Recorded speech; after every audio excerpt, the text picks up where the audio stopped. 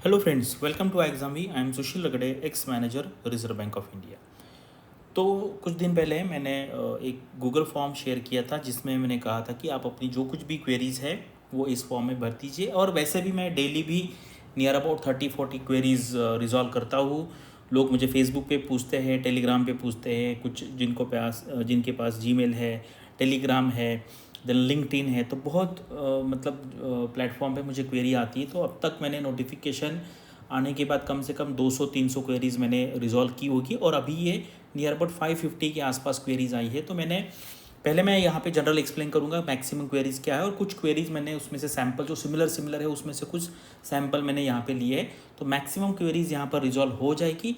इतना करने के बाद भी अगर कुछ आपकी क्वेरीज़ है तो आप कमेंट सेक्शन में पूछिए, वहाँ पर मैं आपके क्वेरी का आंसर दे दूँगा।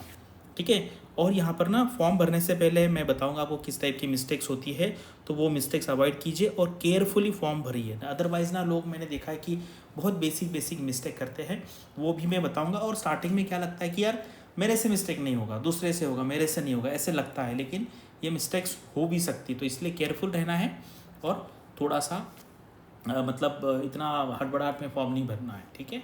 तो चलो वीडियो स्टार्ट करते हैं। तो देखो यहाँ पे कॉमन मिस्टेक्स मैं आपको बताता हूँ क्वेरीज चालू करने से पहले। डिक्लेरेशन जो है वो रॉन्ग देते हैं। रॉन्ग इंक है, इंक यानी कि वहाँ पे बताया ब्लैक इंक है तो ब्लैक से करिए, ब्लू है से ब्लू से करिए। मैं दिखा दूंगा वहाँ पर उन्होंने क्या बोला है। कैटेगरी कभी गलत भर देते हैं, डेट ऑफ बर्थ गलत भरते हैं, मंथ गलत भरते हैं, ईयर गलत है, नेम में कुछ मिस्टेक होता है, सर नेम में होता है, जेंडर में भी कुछ लोग डालते हैं मिस्टेक्स, एग्ज़ाम सेंटर में मिस्टेक करते हैं, डिग्री पे क्या डेट है, मार्कशीट पे क्या डेट है, परसेंटेज है, बहुत सारे ये तो मैंने आइडेंटिफाई किए बहुत सारी मिस्टेक है। हम 100 से ज़्यादा मिस्टेक हो जाएंगी। सर मैंने ये नहीं किया, मैंने वो नहीं किया, मैंने वो सब्जेक्ट कैसे भरेंगे। तो देखो करने के लिए तो इतनी सारी मिस्टेक है, लेकिन ये मेजर मिस्टेक्स है और बहुत लोग करते हैं अभी, क्योंकि मैं लोगों की क्वेरीज लेता हूँ। ठीक है। तो अभी देखिए, NOC regarding working professional, is it required before interview? Nothing is such mention in the notification. तो अगर नोटिफिकेशन में क्या लिखा है कि यू हैव टू इन्फॉर्म, अभी इन्फॉर्म करना है। और ये सिर्फ गवर्नमेंट एम्प्लॉयज़ के लिए है, जो बैंक में काम करते हैं, पब्लिक सेक्टर अंडरटेकिंग में है, उनके लिए है, प्राइवेट वालों के लिए नहीं है। ठीक है, प्राइवेट वालों के लिए नहीं है। आपको भी क्या करना है, now you just have to inform that I am applying to this examination, बस ये है। और जब आपको इंटरव्यू का कॉल आ जाएगा तब आपको एनओसी चाहिए। अगर आप अभी इन्फॉर्म करेंगे तो आपको एनओसी मिलने में प्रॉब्लम नहीं होगा। ठीक है। और अभी आज के डेट में आपको पता है ना, सारी चीज़ें लिंक्ड होती है, पैन कार्ड से, आधार कार्ड से, एक प्रान नंबर होता है ना, PRAN, उससे लिंक्ड होती है। तो इसीलिए आपको फॉल्स इन्फॉर्मेशन नहीं देना है। और फाइनली आप डिक्लेरेशन देके साइन करते हो कि मैं सारी इन्फॉर्मेशन सही बता रहा हूँ, तो इससे प्रॉब्लम हो सकता है। आप ऐसा मत सोचिए कि मैं कर दूंगा, उनको बोल दूंगा मैं ब्रिलियंट हूँ, ऐसा नहीं करना है। ठीक है। तो ये मैक्सिमम है। अभी sir on my marksheet BCom final division, देखो वहाँ पे डिवीजन कुछ भी लिखने दो, उससे RBI को लेना देना नहीं है। RBI will consider the marks of all subjects given in your all years marksheet. अगर आपका BCom 3 ईयर का है, या उसको हम 6 सेमिस्टर कहेंगे, तो 6 सेमिस्टर के मार्कशीट पे जितने सारे सब्जेक्ट होंगे वो सबका वो मैन्युअली निकालेंगे, वो इस पे भरोसा नहीं रखेंगे। They will calculate manually by adding all marks, all grades, and then they will find the aggregate percentage. तो इसको कोई मीनिंग नहीं है कि आपके मार्कशीट पे फर्स्ट क्लास लिखा है, सेकंड क्लास लिखा है, उससे फ़र्क नहीं पड़ता। उनको क्या चाहिए, मिनिमम 60% एग्रीगेट। एग्रीगेट मीन्स सब सब्जेक्ट के मार्क्स, जितने सब्जेक्ट लिखे हुए हैं वो सब्जेक्ट्स के मार्क्स। ठीक है। तो ये है, तो आपको उस हिसाब से आपको ये निकालना है। ठीक है, खुद करना पड़ेगा। देखो क्या होता है ना, स्टूडेंट मुझे पूछते सर आप मुझे बताइए, देखो ये रिस्पॉन्सिबिलिटी तो आपको खुद को लेनी पड़ेगी। मेरे पास थोड़ी मार्कशीट है आपकी, तो आपकी 6 सेमिस्टर, और आप अब मुझे मत भेजिए कि अदरवाइज़ क्या कर रहे हैं। मुझे अब तक कम से कम 50 मार्कशीट और 50 कैटेगरी सर्टिफिकेट आए। सर ये सर्टिफिकेट चलेगा कि नहीं, बताओ मुझे। और मुझे क्या पता है कि कौन सा सर्टिफिकेट चलता है। किसी का मान लीजिए कुछ है, अभी मैं उसकी ऑथेंटिसिटी भी नहीं चेक कर सकता, उसमें क्या प्रॉब्लम है, लोकल लेवल पे है, सेंट्रल लेवल का है, तो फिर वो मुझे कहेंगे सर आपने तो बताया था मुझे। देखो यहाँ पे there is no mechanism to check whether the certificate provided by you is authentic और नॉट, और whether it is in right format, because there are n number of formats, अलग अलग स्टेट का अलग अलग फॉर्मेट है। तो फॉर्मेट देखना है तो SSC का एप्लीकेशन देख लो, नोटिफिकेशन या आईबीपीएस का देख लो। आप आरबीआई के केस में आप आईबीपीएस का नोटिफिकेशन देखो, पीओ या क्लर्क का, उसमें फॉर्मेट दिया हुआ है, उसके हिसाब से आपका होना चाहिए।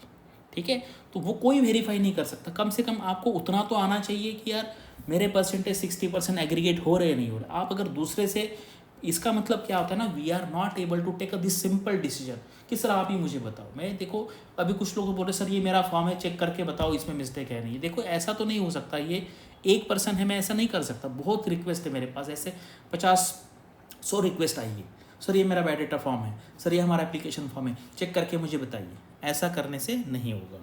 ठीक है, तो देखो EWS एंड OBC में बहुत क्लियरली दिया हुआ है कि जो आपका सर्टिफिकेट है इशूड ऑन और आफ्टर April 1, क्लियर है, इसमें कोई डाउट है ही नहीं। आपका जो सर्टिफिकेट है उसकी डेट होनी चाहिए 1 अप्रैल 2023 के बाद की, और इसके पहले वाली, हाँ, बिफोर द क्लोजिंग, यानी कि 9 जून तक चलेगा। बहुत क्लियरली दिया हुआ है। ठीक है, यहाँ पर भी दिया हुआ है क्लोजिंग डेट। ठीक है, यहाँ पे भी सारी जो है ना, यहाँ पे not later then the closing date of the application for, इसके पहले वाला सर्टिफिकेट चाहिए। तो नोटिफिकेशन में अगर आप अच्छे से पढ़ेंगे ना तो सारे क्वेश्चन के आंसर आपको मिल जाएंगे। मेरी भी ज़रूरत नहीं पड़ेगी, मैं भी वो रेफ़र करके ही आंसर दे रहा हूँ।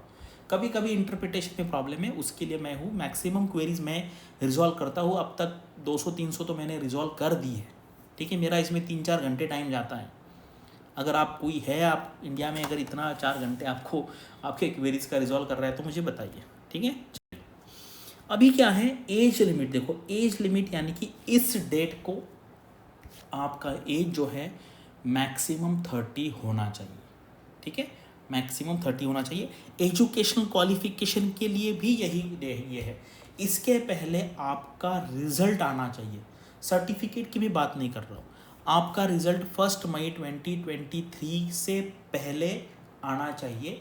रिजल्ट की मैं बात कर रहा हूँ। ठीक है, और आपका एज जो है इस डेट को मिनिमम 21 चाहिए एंड मैक्सिमम 30 चाहिए। ठीक है, इस डेट को मैक्सिमम 30 चाहिए। यहाँ पे दिया हुआ है ही और she must be born not earlier than and not later than. ठीक है, बहुत सिंपल है, बहुत क्लियर कट दिया हुआ है, कोई डाउट आना ही नहीं चाहिए। इसके बाद वाला, इसके पहले वाला डेट वहाँ पे दिया हुआ है। अभी देखो, अभी यहाँ पे देखो क्या है ना, अगर आपका यूनिवर्सिटी या कॉलेज का कुछ फार्मूला है तो वो फार्मूला आपको यूज़ करना है। बहुत क्लियर है। ये किसके लिए है? जिनके लिए कोई फार्मूला नहीं है उनके लिए है। फार्मूला बहुत सिंपल है, आपका CGPA x minus 0.75 into 10 is equal to आपके हो गए परसेंटेज। मान लो किसी के 8 है तो 8 माइनस 0.75 ये हो गया 7.25 इंटू 10, तो परसेंटेज हो गया 72.5%। देखो अभी क्या है ना, डाउट कैसे आते हैं, सर ये 72.5 है और मैंने 72.4 लिखा है, अब मैं क्या करूँ? तो सबसे पहले ये ऐसा किया क्यों आपने, किया क्यों? लेकिन देखो अगर आपका खुद पे कंट्रोल है, हाँ मेंटल कंट्रोल है आपका, तो आप जाने दीजिए, इतना बड़ा मिस्टेक नहीं। लेकिन अगर आपको पढ़ाई करते हुए आपको लगेगा यार इतने मार्क से मुझे अगर मेरा फॉर्म कैंसिल हो गया, ऐसे डर अगर आपको लग रहा है अंदर से, तो फिर नया फॉर्म भरिए। ठीक है, कुछ लोगों को लग सकता है वो क्या बोलते हैं, वो फियर होता है, वो फियर, ठीक है, ऑब्सेशन भी कभी कभी हो जाता है वो कि यार नहीं वो परफेक्ट होना है। इससे देखो 60 से ज़्यादा होना चाहिए, तो वो 72 है या 74 है, आरबीआई को कोई फ़र्क नहीं पड़ने वाला। उनको बस ये चाहिए कि आप एलिजिबल हो या ना हो। अगर किसी का परसेंटेज देखो 60.01 है ना, या 59.99 है, यहाँ पे टेंशन हो सकता है आगे पीछे। अदरवाइज 72-74 में कोई फ़र्क नहीं पड़ने वाला। लेकिन मुझे पता है वो आपको, वो चीज़ आपके दिमाग में आपको सोने नहीं देगी, तो नया फॉर्म भर लो, उसमें मिस्टेक मत करो। ठीक है, ये पॉइंट मुझे नहीं लगता है अभी मैंने क्लियर कर दिया है। अभी जो एक सिलेबस वाला था, कौन से टॉपिक ऐड किए हैं, कौन से रिमूव किए, इसके लिए मैंने डिटेल में एक वीडियो बनाया है, वो वीडियो इसी चैनल पे है, आप देख लीजिए। तो वो अलग से मैं यहाँ पे नहीं बताऊँगा, अदरवाइज़ वीडियो बहुत बड़ा हो जाएगा, तो ये देख लीजिए, उसमें पूरा इन्फॉर्मेशन है।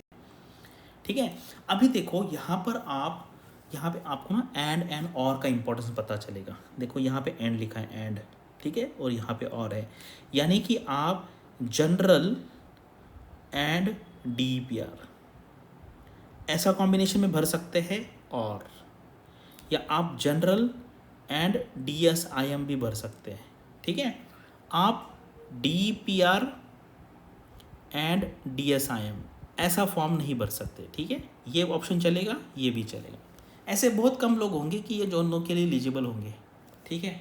तो क्या ये कर सकते हैं, ये कर सकते हैं, दोनों के लिए अलग अलग अप्लाई करना है, बोथ पोजीशन सेपरेटली अलग अलग फॉर्म करना है। देखो ये सारे जो आंसर्स है ना, मैं नोटिफिकेशन से ही ला रहा हूँ, ठीक है, तो ये आपको ध्यान रखना है। अभी यहाँ पर देखो सिग्नेचर करना है ब्लैक इंक से, तो ब्लू से करते हैं और पूछते सर क्या होगा। अभी तो कुछ फर्क नहीं पड़ेगा, लेकिन ब्लैक दिया है तो ब्लैक से करो। अगर ब्लू से किया है, अगर आप खुद को मतलब संभाल सकते हो तो रहने दीजिए, अदरवाइज़ फिर से करिए, अदरवाइज़ आपको नींद नहीं आएगी, ठीक है। तो एक तो मिस्टेक नहीं करना है, और फिर आपके वो डिपेंड है आपके मेंटल स्टेट पे कि यार आप ये हैंडल कर सकते हो नहीं हैंडल कर सकते। थंब इम्प्रेशन लेफ्ट वाला है, सर मैं राइट दिया तो चलेगा क्या, नहीं चलेगा, ठीक है। On white paper with black और ब्लू इंक, तो अभी जहाँ पे ब्लैक दिया तो सब जगह पे ब्लैक कर लो, टेंशन नहीं, ठीक है। क्या लिखना है, हैंड रिटन डिक्लेरेशन। अभी क्या है ना, किसी के पास पुराना वाला हैंड रिटन डिक्लेरेशन है किसी XYZ एग्ज़ाम का, तो वो वही अपलोड कर देते, तो ऐसा नहीं है, RBI के लिए है। ये क्या है पता है, ये है कि here bye declare that all information submitted by me is correct, true and valid, I present supporting documents when required. तो इसलिए बिल्कुल कुछ लोग कहते हैं कि सर मैं प्रैक्टिस के लिए कुछ SC ST OBC physical handicap डाल के फॉर्म भरूँ क्या, वो है 420 IPC, जेल में भी जा सकते हैं, ठीक है। बिल्कुल नहीं करना, ये 6 अटैम्प्ट है, प्रैक्टिस के लिए देना है तो कोई मॉक टेस्ट दीजिए, अदरवाइज 6 अटैम्प्ट बहुत ज़्यादा है, आप खुद का फॉर्म भर के भी दे सकते हैं। लेकिन ये आप साइन कर रहे हो होशो हवास में, इसका मतलब है you know what you are doing. ऐसी गलती मत कीजिए, कोई भी फॉल्स इन्फॉर्मेशन मत भरिए, इसके कॉन्सिक्वेंसेस सीरियस हो सकते हैं, और कुछ लोगों के बारे में हुआ भी है। अगर आपको चेक करना है तो आप कर सकते हैं। अभी देखो एज रिलैक्सेशन, MPhil वालों को 2 साल का है, PhD वाले को 4 साल का है। आपका MPhil रेडी होना चाहिए 1 मई से पहले, 1 मई से पहले आपका PhD होना चाहिए कंप्लीट, अवार्ड होना चाहिए, तभी वो मिलेगा, ठीक है। बाकी आप अगर कोई भी पब्लिक सेक्टर बैंक में या बाकी इसमें काम कर रहे हैं, तो वहाँ पर क्या है, आप जो एक्सपीरियंस निकालेंगे ना, उसमें से प्रोबेशन जो पीरियड है वो हटा दीजिए, एंड एक्सपीरियंस जो होगा आप ईयर्स में निकालिए। कितना निकालिए, ईयर्स में निकालिए। जैसे 1 साल 1 ईयर 2 मंथ्स, उसमें से मंथ हटा दीजिए, ठीक है, इतने आपको एज रिलैक्सेशन मिलेगा। जैसे किसी को 2 ईयर्स 11 मंथ्स हैं, इसमें से मंथ हटा दीजिए, 2 साल का आपको मिलेगा। मंथ्स कंसिडर वहाँ पे नहीं करना है, ठीक है, मंथ्स कंसिडर नहीं करना है। तो ये बहुत सिंपल है, जितने एक्स्ट्रा है आपका एक्सपीरियंस प्रोबेशन छोड़ के, उतना एज रिलैक्सेशन आपको मिलेगा। अगर आपको ये समझ में नहीं आ रहा है तो डायरेक्टली जाइए, फॉर्म ओपन कीजिए और फॉर्म भरना चालू कर दीजिए, वो सिस्टम एक्सेप्ट और रिजेक्ट कर लेगा। अगर if you are not understanding this, then open the website, try to fill the form and see whether it is accepting और नॉट। बाकी यहाँ पे सारे बैंक चलेंगे, commercial banks included in the second schedule, यहाँ पे सारे चलेंगे, RRBs भी चलेंगी, urban cooperative banks, foreign bank, सारे बैंक चलेंगे, इसमें कोई प्रॉब्लम यहाँ पर नहीं है। रिगार्डिंग न्यू सिलेबस मैंने बता दिया है। हाउ मेनी मंथ्स सफिशिएंट, देखो ये क्वेश्चन है ना, ये बहुत वेग है, सर कितना टाइम सफिशिएंट है। अभी आप डेली कितना पढ़ाई करेंगे, आपका बैकग्राउंड क्या है, आपकी अंडरस्टैंडिंग क्या है। तो अगर मैं आपको बताऊंगा ना कि विदाउट स्टडी भी लोग पास करते हैं, मैंने बहुत बार एक्सप्लेन किया ये, लेकिन क्या होता है लोगों को ये चीज़ हजम नहीं होती, ऐसे कैसे मतलब विदाउट स्टडी पास कर पाए, होते हैं लोग ऐसे ब्रिलियंट लोग होते हैं। और मैं अगर कहूँगा कि 4 साल कोई पढ़ाई करेगा दिन रात तो भी होगा क्या 100%, उसकी भी गारंटी नहीं है। तो अगर आप नॉर्मल टर्म्स में करेंगे तो आज से भी अगर आप प्रिपरेशन करेंगे तो भी हो जाएगा, ठीक है, आज से भी करेंगे तो हो जाएगा। खुद पे भरोसा रखना है, पढ़ाई करनी है, रिवीजन करना है, टाइम पास बिल्कुल नहीं करना है, तो किसी का भी हो सकता है, ठीक है। तो हाउ मच मंथ, देखो इसमें मैं कहूँगा 2 महीने, लेकिन फिर वो आवर्स का क्या होगा, 2 महीने में हर दिन 15 मिनट पढ़ाई करूँगा तो हो जाएगा क्या, ठीक है। 2 महीने आपको या 15 दिन है या 50 दिन है, आप कितने आवर्स का पढ़ाई करते हैं, उसकी क्वालिटी कैसी है, क्या पढ़ रहे हैं, बहुत सारी चीज़ें, इसका 50 चीज़ें हैं जिस पे सिलेक्शन डिपेंड होता है। तो इतना बहुत वेग है। सर लोग पूछते सर मेरा सिलेक्शन होगा क्या, तो इसका आंसर आप कैसे देंगे मुझे बताओ। My graduation is completed this year and marksheet is not yet कम। ऐसा कैसे, मार्कशीट नहीं आई? अगर ऑनलाइन भी मार्कशीट होगी तो भी चलेगा, ठीक है। आपका ग्रेजुएशन कंप्लीट हुआ है, एग्ज़ाम हुआ है, रिजल्ट अगर आया है 1 तारीख से पहले तो आप एलिजिबल हो। रिजल्ट आना चाहिए, रिजल्ट हाथ में, फिजिकल मार्कशीट हार्ड कॉपी नहीं होगी तो भी चलेगी, रिजल्ट आउट होना चाहिए, ठीक है। ग्रेजुएशन हो गया, इसका मतलब क्या है, आप एग्ज़ाम पास कर चुके हैं, 1 मई से पहले आपका मार्कशीट आया हुआ है। ऑनलाइन होगा तो भी चलेगा, कोई प्रॉब्लम नहीं है, ठीक है। अगर आपका रिजल्ट 1 मई से पहले आया है, आपको एग्रीगेट 60% है, तो आप एलिजिबल है। हाउ टू प्रैक्टिस साइकिलिंग, तो साइकिलिंग करो, ठीक है। हाउ टू प्रैक्टिस कुकिंग, तो कुकिंग करना पड़ेगा मुझे, जैसे है स्टार्ट करना पड़ेगा। इसी तरीके से आपको लिखना पड़ेगा, ठीक है। डिस्क्रिप्टिव आंसर्टिंग लिखना पड़ेगा, कुछ भी ले लो, कुछ भी आप अगर आपको लगता है कि चलो लिखिए कि आज का इंडिया का जो प्रोसेस है, ग्रोथ है, वो कैसे चालू है, लिखो आप यहाँ से। और किसी से भी चेक करवा लो, किसी से मतलब कोई एक्सपर्ट जो है उससे चेक करवा लो। तो बेस्ट वे है, यहाँ पर कोई भी जो मार्केट में अवेलेबल कोर्स है वो ज्वाइन करो।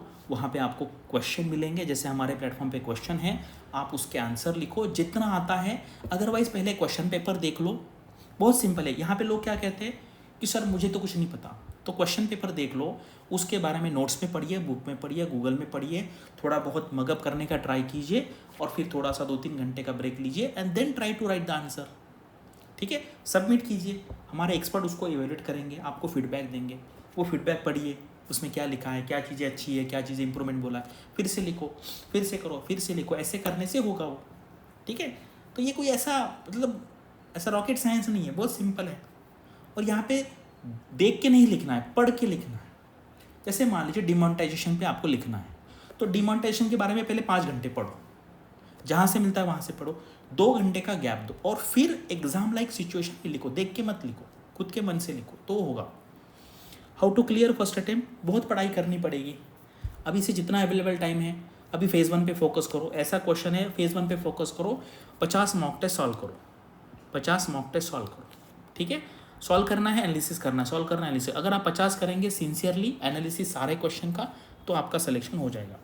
What should be the daily task, 8-9 months. अगर आप RBI एस्पिरेंट, अगर 8-9 मंथ्स यानी कि अगले साल का है, तो अगले साल का है तो आप जैसे मान लीजिए daily 1 hour 1-1-1 quant, English, reasoning, and 2 hours आप यहाँ पे जनरल अवेयरनेस पढ़ो। कोई भी जो सोर्स है, हमारा बीपीडिया है, बीपीडिया, ये पढ़ो, फ्री में अवेलेबल है, वेबसाइट पे जाइए exambay.com पे और पढ़िए। तो इतना अगर आप करेंगे डेली 5 घंटे अगले 8-9 महीने के लिए, यानी कि अगले साल के लिए, तो आपका सिलेक्शन हो जाए। How to get good marks in the mains यानी कि फेज़ 2 एग्जाम, जहाँ पे मैंने बता दिया है आपको आंसर राइटिंग प्रैक्टिस करनी पड़ेगी, लेकिन अभी मैं सजेस्ट नहीं करूँगा, अभी फेज़ 1 पे फोकस कीजिए, ठीक है। What are the major additions done in the syllabus, मैंने आपको बता दिया, वो वीडियो देख लीजिए।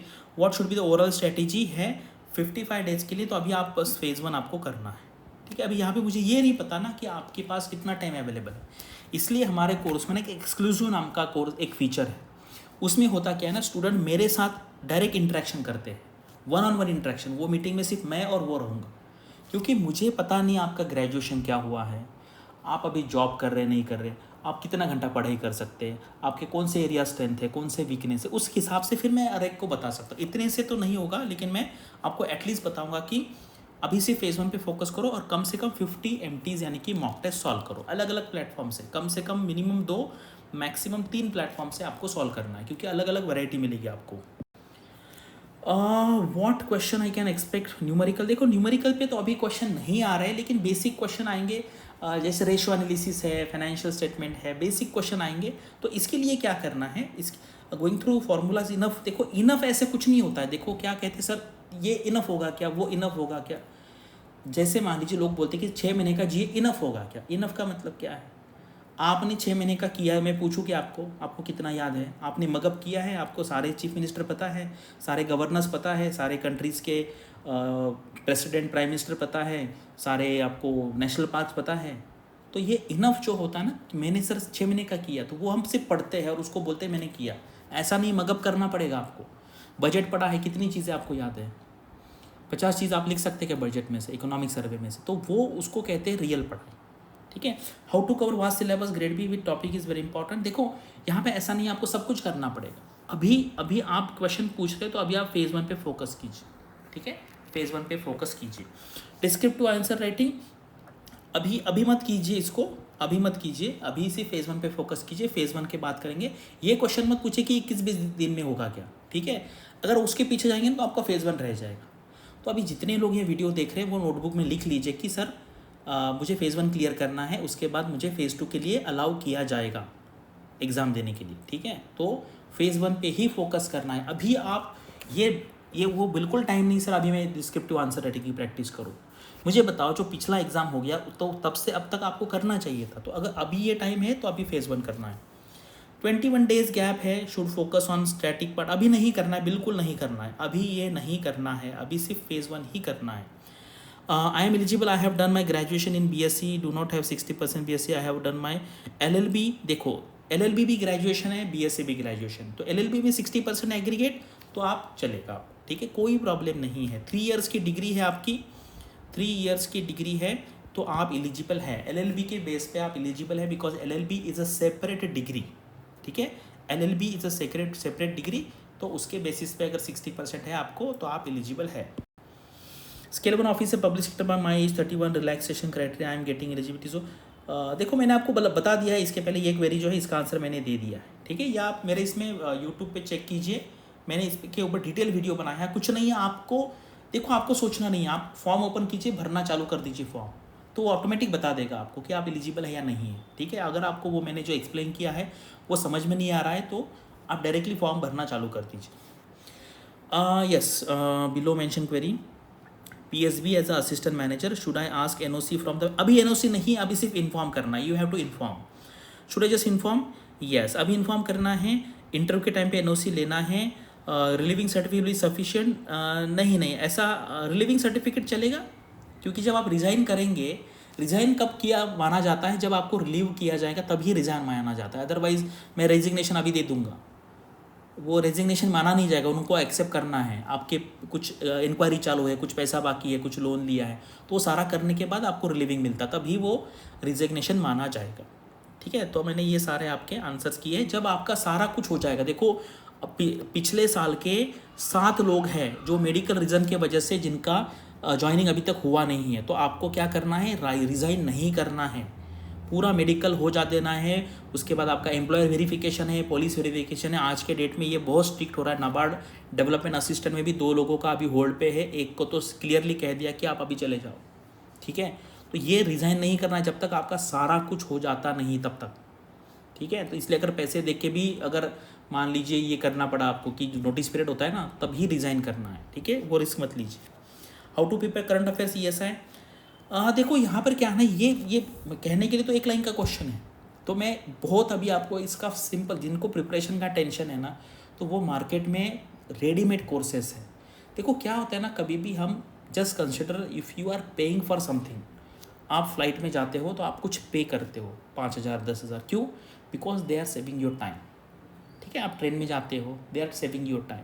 तो इसी तरीके से if you purchase any course then they will save your time, your energy, your headache, and they will provide everything ready. अब बस आपको उसका पढ़ाई करना है। मार्केट में है, आप अपना रिसर्च कीजिए और वहाँ से कोई भी कोर्स परचेस कर लीजिए। अभी टाइम बहुत कम है, इसलिए मैं आपको यहाँ पे सजेस्ट कर रहा हूँ। In the form 10th date of passing I have different date marksheet. देखो कुछ भी भर दो, इस पर कोई प्रॉब्लम नहीं। इतना देखो, इतना टेंशन नहीं लेना है छोटी चीज़ का, इतना टेंशन नहीं लेना है। मतलब ये बहुत, मतलब क्या होता है ना, हमें यार मैं क्या भरूँ अभी, आप भर तो कुछ भी, कोई फ़र्क नहीं पड़ेगा। वो क्या करेंगे आपको, आप क्या करेंगे, आप जब सिलेक्शन हो जाएगा वो पूछेंगे कि चलो क्या है, हाँ आपका सर्टिफिकेट है, क्या भरा। आप बोल सकते सर वहाँ पे लिखा नहीं था तो मैंने ये लिख दिया डेट, जो डेट अवेलेबल आपको लगता है मार्कशीट वाली तो मार्कशीट भरी है, इसकी वाली इसका कोई सिग्निफिकेंस है नहीं। ठीक है, वो बस आपका वो डेटा कलेक्शन के लिए ले रहे हैं। ठीक है, क्योंकि उन्होंने बताया नहीं, आप कोई भी डाल दीजिए, मार्कशीट वाला डालिए या सर्टिफिकेट वाला डालें, कुछ भी डालिए, आपके हिसाब से कोई प्रॉब्लम नहीं है। How can manage time both SSC CGL? देखो यहाँ पे क्या है ना, दोनों एग्जाम का सिलेबस पैटर्न बहुत डिफरेंट है, तो आपको कोई तो भी एक एग्ज़ाम यहाँ पे सेलेक्ट करना पड़ेगा at this point of time. मैं ऐसे कह रहा हूँ, अगर आप मुझे 8 महीने पहले पूछते तो मैं बता देता। यहाँ पे क्या है, अभी टाइम बहुत कम है, तो आप किसी भी एक एग्ज़ाम पे फुल फोकस करो, दूसरा एग्ज़ाम जस्ट दे के आओ, जस्ट दे के आओ। तो यहाँ पे आप एसएससी का कर सकते हो, आरबीआई का जस्ट फेज़ 1 दे के आओ। बहुत सारे ऐसे लोग हैं एसएससी वाले की जो ऐसे आरबीआई को जाके पास होके आते हैं, ठीक है, क्योंकि वो क्वांट इंग्लिश रीजनिंग तो वही है, बस जीए का 2-3 दिन पहले कुछ रेडीमेड कैप्सूल पढ़ लो। I am serving in the notice period private company, I have submitted my resignation, phase 1 exam also. देखो प्राइवेट के लिए तो एनओसी है नहीं, तो ये टेंशन मत लीजिए आप। 1 April now clear, I need to. देखो यहाँ पे मुझे बताओ, अगर मैं आपको पूछूंगा आपने कब ज्वाइन किया, यहाँ पे मेरा आपका एक ही सवाल है कि डेट ऑफ ज्वाइनिंग आपने किया ही नहीं, ठीक है, आपने किया ही नहीं, आप अभी ज्वाइन ही नहीं किए, वेटिंग फॉर द ज्वाइनिंग, तो आपको कैसे माना जाएगा कि आप एम्प्लॉय हो? तो इसलिए ये क्वेश्चन वैलिड नहीं है। अगर ठीक है आपको लगता है ना आपने ज्वाइन किया, मैं बताऊंगा, चलो बताओ कहाँ पे आपका ज्वाइनिंग, किस डेट को ज्वाइन किया, आप कहे मैंने अभी ज्वाइन ही नहीं किया, इसका मतलब है आप अभी एम्प्लॉय नहीं हो, you have not become the employ, because आपने वो साइन नहीं किया है, आपने एक ऑर्गेनाइजेशन ज्वाइन नहीं किया है, तो कोई टेंशन नहीं है। देखो क्या क्वेरी है, जीए, ओनली जीए, ठीक है। तो क्या होता है ना कि देखो अबाउट आरबीआई प्रिपेयर, मतलब मैं यहाँ पे किसी का ये नहीं करना चाहता, लेकिन हमें एटलीस्ट कंप्लीट लाइन में तो भी क्वेश्चन पूछते आना चाहिए। At least you should be able to ask question by writing a complete sentence, ठीक है। तो वो थोड़ा सा प्रैक्टिस करना पड़ेगा। देखो ऐसा नहीं है कि प्रैक्टिस करेंगे तो हो जाएगा। देखो जब किसी को साइकिल चलाना नहीं आता ना, उसको लगता है दुनिया का सबसे डिफिकल्ट काम यही है, पहले दिन नहीं गिर जाएगा, दूसरे दिन गिर जाएगा, तीसरे दिन गिर जाएगा। पहले मुझे ना मतलब कार चलाने में मुझे बहुत टेंशन आता था, यार कैसे चलाते हैं लोग इतने ट्रैफिक में, किसी को लग जाएगा। अभी मैं ऐसा कार चला तो लोग बाजू वाला डर जाता है, यार कैसे कार चला रहा है। तो वो आपको थोड़ा प्रैक्टिस से हो जाएगा, ठीक है। स्विमिंग भी है, खाना बनाना भी है, बहुत सारी चीज़ें प्रैक्टिस से हो जाएगी, लेकिन वो कंसिस्टेंसी होनी चाहिए, तभी चलेगा वो। अभी देखो ये डेट पे तो एलिजिबल नहीं होंगे, ठीक है, क्योंकि मैक्सिमम अगर आप देखेंगे ना कहीं भी, जैसे मान लीजिए SC ST है तो 35 है, फिजिकल हैंडीकैप को ज़्यादा है, ठीक है। अभी आपने बताया नहीं, लेकिन ये जो एज है अभी ये 39 के आसपास है, तो अभी आप यहाँ पे एलिजिबल नहीं है। Last year I was preparing for the exam and I have made very good notes for your from your 14 recorded classes, so I can just update the value data skip. Yes आप यहाँ पे कर सकते हो, क्योंकि उसमें मैंने काफ़ी अच्छे से कवर किया था, लेकिन ना अभी वो पुराना है, 2 साल पुराना हो गया, इसलिए अभी वो अवेलेबल नहीं है। लेकिन अगर आपने नोट्स बनाए हैं तो उसमें बस आप लेटेस्ट डेटा ऐड कर दो, आपका काम हो जाएगा। I am general candidate eligible for both. Yes यहाँ पे अलग अलग है, यहाँ पे DEPR के 6 अटेम्प्ट एंड जर्नलिस्ट के 6 अटेम्प्ट, ऐसे आप 12 बार एग्जाम दे सकते हैं, ठीक है। 12 times you can give exam. Yes मैंने यहाँ पे क्लियर कर दिया है ये अलग अलग है ये, ठीक है, इसका एक ही आंसर है। If I got place somewhere in this financial year whether my pass attempt in the OBC category will be calculated on while writing my attempt. देखो यहाँ पे क्या है ना, अगर मान लीजिए आप अभी OBC में हो, ठीक है, और आपके अटेम्प्ट हो गए हैं 5, ठीक है, आपके अटेम्प्ट 5 हो गए, अभी आप जनरल में आ गए हो, तो जनरल के हिसाब से ही आपका कंसिडर किया जाएगा। अभी आप जनरल में आ गए, पहले 5 अटेम्प्ट मान लीजिए OBC से दिए हैं, अभी आप जनरल में आ गए तो आपके पास बस 1 अटेम्प्ट है, यानी कि जनरल के लिए टोटल 6 अटेम्प्ट है। तो यहाँ पर ये आपको देखना है, ठीक है। और यहाँ पे ना ये जो क्वेश्चन है, देखो मैंने आपको ये आंसर तो दे दिया, लेकिन यहाँ पर क्या है ना कि OBC के लिए पेरेंट्स का इनकम कंसिडर किया जाता है, ना कि आपका, ठीक है, पेरेंट्स का इनकम कंसिडर ना कि आपका। और बाकी जो क्वेरी है उसका आंसर मैंने दिया है। I am eligible for not, I have 60% BSc degree but I have also done LLB, ये क्वेरी दिया, लगता है डबल हो गया। I am working as RRB PO। अभी आपको क्या करना है, बस आप यहाँ पे इन्फॉर्म कर दीजिए एंड देन इंटरव्यू के टाइम पे NOC लाना पड़ेगा। Health issue the max attempt is 6, how do I get to know? यहाँ पे आपको RTI फाइल करना पड़ेगा, RTI फाइल करना पड़ेगा आपको, ठीक है। RTI में वो जवाब देते, क्योंकि उनके पास सारा डेटाबेस है। काफ़ी सारे स्टूडेंट ने किया था, मुझे याद है लास्ट ईयर एक स्टूडेंट ने किया था, उन्होंने पूछ लिया, क्योंकि आपका नाम है, आपका डेट ऑफ बर्थ है, आपका आधार पैन कार्ड जो कुछ भी डेटा होगा उससे वो निकाल लेते हैं, ठीक है। तो आप फ़ोन नंबर भी से, तो आपको इन्फॉर्मेशन मिल जाएगा। अभी तो आप फॉर्म भर दो, फॉर्म भर तो अगर 6 अटेम्प्ट हो गए तो वो रिजेक्ट हो जाएगा, 5 है तो आप दे पाएंगे। तो यहाँ पे क्योंकि RTI का रिप्लाई आने में ना 1 महीना लगता है, ठीक है, यहाँ पे ये लिखा हुआ है, तो आप भर दीजिए यहाँ पर, ठीक है। दूसरा वे नहीं है, यहाँ पर दूसरा वे नहीं है। एक नंबर दिया हुआ है RBI के, इसमें ईमेल ID दिया हुआ है नोटिफिकेशन, वहाँ पर ईमेल करके देखिए अगर आंसर मिलता है तो। OBC सर्टिफिकेट से OBC certificate candidates claiming reserve have to produce based on the income. देखो यहाँ पर क्या है ना, मैं आपको बताऊँ, यहाँ पे आपको बिल्कुल नहीं सोचना है, डोंट थिंक अबाउट इट। आप जाइए ऑफिस में, गवर्नमेंट का ऑफिस में, और उनको सारा सबमिट कर दिए, वो आपको इशू कर देंगे। यहाँ पे होता क्या ना, हम यहाँ पे बैठ के हम खुद का लॉजिक लगा रहे हैं, ऐसा बिल्कुल मत कीजिए, ठीक है। आप जाइए वहाँ पर, सारा डॉक्यूमेंट दीजिए, वो आपको इशू कर देंगे। उतना यहाँ पर आप ये टेंशन मत लीजिए। Working as a manager 2019, married, due to hectic work life, not able to recall my speed accuracy, how to practice है। इसका आंसर क्या है? इसका आंसर प्रैक्टिस है, डेली प्रैक्टिस करो। जैसे मान लीजिए अगर आप डेली 30 क्वेश्चन की प्रैक्टिस करते हैं, डेली कंटिन्यूसली 30 डेज, तो मान लीजिए आज आपको 30 क्वेश्चन सॉल्व करने में 60 मिनट लगेंगे, तो 30 दिन के बाद आपको 40 मिनट लगेंगे, और 30 दिन करेंगे तो आपको 30 मिनट्स लगेंगे। स्पीड डबल हो जाता है। डबल स्पीड कोई पॉसिबल नहीं है, मतलब अभी आपका बहुत स्लो होगा तो प्रैक्टिस से होगा। OBC said my already applied waiting for certificate is delaying because of the father is central government job, salary is above it। देखो यहाँ पे क्या है ना, मैं आपको फिर से बोल रहा हूँ, यहाँ पर आप यहाँ पे मत टेंशन लीजिए। आप ऑफिस में जाइए, आप वहाँ पर सारे के सारे डॉक्यूमेंट सबमिट कीजिए, वो देखेंगे, वो आपको बता देंगे आप एलिजिबल हो या ना हो, ठीक है। आप एलिजिबल हो या ना हो वो आपको वहाँ पर बता देंगे, ठीक है। यहाँ पे I am staff candidate. Staff candidate का मतलब होता है कि मैं RBI में हूँ। I have appeared 5 times for the recruitment examination before joining RBI as a staff candidate. I have only one attempt. Clarify me, आप एलिजिबल हो ना यहाँ पर। अटेम्प्ट का कोई देखो एज तो आप कभी भी दे सकते हो, मतलब जो RBI में है वो at the age of 40, at the age of 50 भी RBI का एग्जाम दे सकते हैं, ग्रेड बी का। मैं थियोरेटिकली बोल रहा हूँ, आपको दे सकते हैं, तो आपको एज का कोई प्रॉब्लम नहीं है। आपके पास एक अटेम्प्ट में कोई फ़र्क नहीं पड़ेगा। तो आप जब कॉन्फिडेंट रहोगे तब एग्ज़ाम दीजिए। अभी देना है, 4 साल के बाद देना है, 5 साल के बाद देना है, कभी भी देना है, आप अपने अपने हिसाब से देख सकते हैं। यस, एग्जामिनेशन, यस, आप एलिजिबल होना, मैं वही कहता हूँ आपको, क्योंकि अटेम्प्ट तो वही रहने वाले हैं। देखो कोई OBC से है तो बाकी वो अटेम्प्ट जितने, उनको तो कोई अटेम्प्ट का प्रॉब्लम नहीं है। बाकी जनरल में 6 अटेम्प्ट है, तो आप 6 ही रहेगा। आप RBI में जाने से पहले वो किए हैं या बाद वाले किए, टोटल 6 रहेंगे, यानी कि आपको एक अटेम्प्ट यहाँ पर रहेगा, ठीक है। बहुत सारी क्वेरीज है एक्चुअली ना, वो पढ़ने में भी टाइम लग रहा है। Sir my question is regarding OBC we have to provide. देखो ये जो है ना, मैं वही कहता हूँ यहाँ पर, आप इसका टेंशन बिल्कुल मत लीजिए। आप ऑफिस में जाइए, आप ऑफिस में जाइए, सारा डॉक्यूमेंट लेके, वो जो बोलेंगे वो है, आपको वो इशू कर देंगे।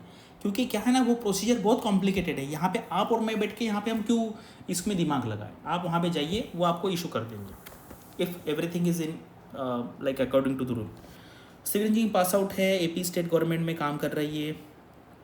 Assistant, I have as a engineering assistant I have been simultaneously working as writing bank POs every year, cleared mains but could not clear interviews. This time I have decided I will give a serious attempt RBI but because of my varied profile background। देखो ये tension मत लीजिए, इसका कोई relation नहीं है। How can I grow confidence, ये बिल्कुल टेंशन मत लीजिए। आपको पहले फेज़ 1 क्लियर करना है, फिर फेज़ 2 अच्छे मार्क्स से क्लियर करना है, फिर आपका इंटरव्यू आएगा, वहाँ पर उन्होंने जो क्वेश्चन पूछे उसका आपको आंसर देना है, ठीक है। होता क्या है ना, ये बहुत एक्सक्यूज़ लाते हैं लोग, मैंने देखा है। मुझे बताइए, एक सिंपल चीज़ है, मैंने देखा है ना, आर्किटेक्ट वाले लोग पास होते हैं, हमारे गवर्नर हिस्ट्री बैकग्राउंड के है, उसका कोई फ़र्क नहीं पड़ता। इंटरव्यू में अगर आपको वो 15 क्वेश्चन पूछेंगे इकोनॉमी के बारे में, RBI के बारे में, अगर आपने उसका आंसर दिया तो उनको क्या करना है, आपका बैकग्राउंड क्या है। या जूलॉजी वाले लोग जाते हैं, हिंदी लिटरेचर वाले लोग जाते हैं, आपके बैकग्राउंड से उनको कुछ नहीं लेना देना, कुछ नहीं लेना है, ठीक है। 1-2 क्वेश्चन आएंगे, वो भी देखने के लिए कि यार आप अपने काम में कितने अच्छे हो, कितने अच्छे हो। मैंने देखा है, मेरे एक स्टूडेंट थी, एक लड़की 2016-17 में डॉक्टर थी, BHMS होम्योपैथी डॉक्टर भी। सिंपल क्वेश्चन पूछा थी, आयुर्वेदिक एंड होम्योपैथी का जो हम दवा देने का सिस्टम होता है ना, उसमें क्या बेसिक फ़र्क है, ऐसे सिंपल क्वेश्चन पूछा है, ये जानने के लिए कि how serious you are about your graduation, your job, ठीक है। तो ये बिल्कुल मत सोचिए, ये डाउट बिल्कुल रहने मत दीजिए। ये क्या होता है, जब लोगों का सिलेक्शन नहीं होता है तो फिर ये एक्सक्यूज़ के लिए रीज़न बन जाता है। बिल्कुल कोई फ़र्क नहीं पड़ेगा, आप किसी भी बैकग्राउंड से हो। लास्ट ईयर एक स्टूडेंट था, 10 साल का एक्सपीरियंस था, गैप था उसका 10 साल का, 10 या 11 साल का गैप, उसके बाद भी सिलेक्शन हुआ है। ठीक है, तो ये बिल्कुल आप ये एक्सक्यूजेस है, इसका टेंशन मत लीजिए। पहले फेज़ 1 निकालिए, फिर फेज़ 2 निकालिए। इंटरव्यू के टाइम पे मैं आपको पर्सनली गाइड करूँगा, टेंशन मत लीजिए उसका। तो यहाँ पर मैंने मैक्सिमम क्वेरीज सॉल्व कर दी है। अभी अगर आप देखेंगे, मैंने स्टार्टिंग में ही कहा है कि आपको कोई भी कोर्स आप ज्वाइन कीजिए, आप कर सकते हैं आपके हिसाब से। अभी मैं यहाँ पे हमारे यहाँ पे बताता हूँ, अभी मैंने एक प्लान दिया है, इसका लिंक डाउनलोड सेक्शन में आप कर सकते हैं। अभी हम जो कहते हैं ना ये 50% फास्टर है, इसका मतलब क्या होता है? फ्लिप्ड क्लासरूम मॉडल होता है। फ्लिप्ड क्लासरूम का मतलब क्या है? हमारे पास कंटेंट है, ठीक है, PDF में, उसके बाद रिकॉर्डेड वीडियोज़ हैं, ये आपको देख लेना है। इससे क्या होगा? आपका 70-75% कंसेप्ट क्लियर हो जाएगा। फिर उसके बाद आपका लाइव क्लास होगा, लाइव क्लास। इसमें आपके जो रिमेनिंग है 20-25% डाउट क्लियर हो जाएंगे। यानी कि दोनों करने के बाद फिर जब आप मॉक टेस्ट देंगे तब आपका सिलेक्शन, देखो प्रिपरेशन जो है ना वो कभी 100% नहीं होता है, 90-95% तक आपका प्रिपरेशन हो जाएगा। और अगर आप देखेंगे हमारे बेस्ट फैकल्टी है, मतलब मैं खुद RBI में 3 साल काम किया है, मेरे 500 से ज़्यादा स्टूडेंट RBI में सेलेक्ट हुए हैं। Doctor CP Joshi sir RBI में 6-7 साल काम किया है, वो AGM थे। चक्षु सर अभी रिसेंटली 19 में वो भी RBI में थे, ठीक है, 7th या 9th रैंक था उनका। तो ऐसी फैकल्टीज है। डॉक्टर शर्मा सर RBI में CGM थे। ऐसा बाकी आपको एक भी प्लेटफॉर्म नहीं कि जहाँ पर RBI में जिन्होंने एग्ज़ाम क्रैक किया है और जिन्होंने इतने 400-500 लोगों को सिलेक्शन में गाइड में हेल्प किया है, ऐसा प्लेटफॉर्म सिर्फ आपको हमारे यहाँ पे मिलेगा। आप हमारे जो नंबर्स, आप यहाँ पे कॉल करके एडिशनल इन्फॉर्मेशन पूछ सकते हैं। और मैंने जो कहा एक्सक्लूसिव फीचर, क्या होता है क्लास में कभी कभी ना हमें थोड़ा सा मतलब ऑकवर्डनेस आता है कभी कभी, यार मैं सबके सामने मेरे बारे में कैसे बताऊँ, मेरा पर्सनल प्रोफाइल, मेरी पर्सनल चीज़ें, मेरी पर्सनल बायोडाटा प्रोफाइल कैसे बताऊँ। तो इसलिए ये एक्सक्लूसिव है, जहाँ पर आपको जिस फैकल्टी के साथ आप चाहे उनके साथ आप एक कॉल अरेंज कर सकते हो और वहाँ पर आपको गाइडेंस मिलेगा। तो मैक्सिमम क्वेरी मैंने सॉल्व की है। अगर आपको और भी क्वेरीज हैं इतना एक्सप्लेन करने के बाद तो आप कमेंट सेक्शन में पूछ सकते हैं, मैं उसका आंसर दे दूंगा। Thanks for watching this video and all the best for your studies and upcoming examinations.